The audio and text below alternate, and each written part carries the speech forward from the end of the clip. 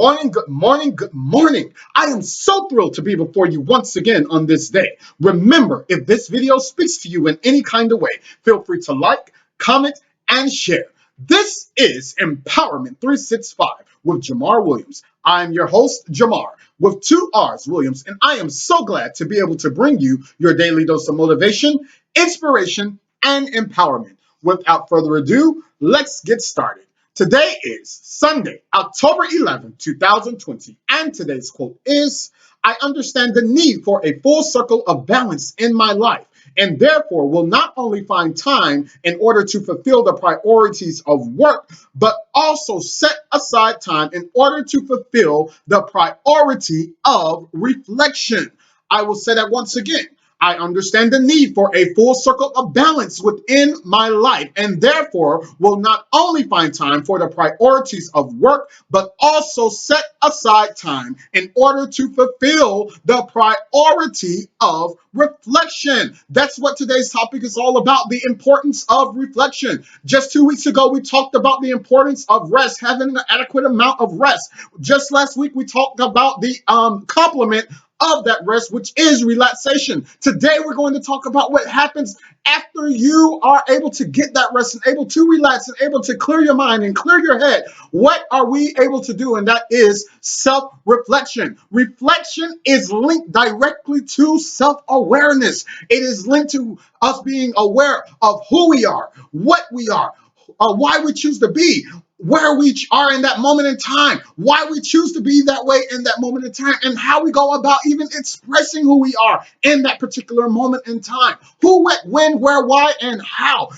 Self-awareness or self-reflection allows us to be able to make sense of ourselves, of course, and of course the world and the environment that surround us. All right, it allows us to uncover and discover truths. We just talked about conviction not too many days ago. And guess what? Self-reflection allows us to be able to uncover and discover those truths that are housed within inside of us. It challenges us to become that much better, that much greater. It allows us to become aware of the change and the progress that either is or needs to occur within us. That's what self-awareness is. It allows us to become aware of that change, become aware of that progress, become aware of what we need to do to produce a little bit more and what we need to do in order to take that next step, the change that needs to occur on the inside of us. Second point that I am going to make, reflection helps us in accepting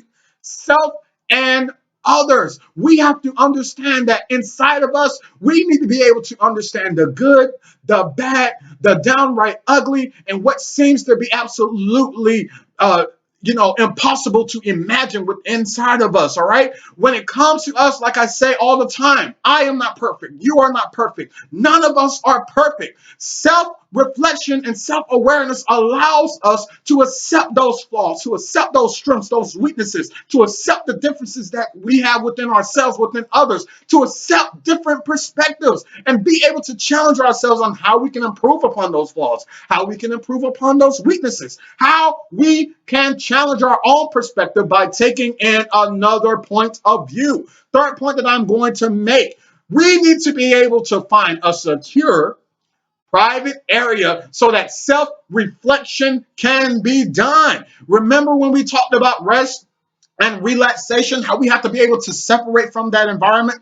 The same goes for being able to self-reflect, to become self-aware. Sometimes we have to be able to dismiss ourselves from the very chaos of the outside world. So sometimes we got to be able to find just a small little area where it can just be us, our thoughts, our inner peace.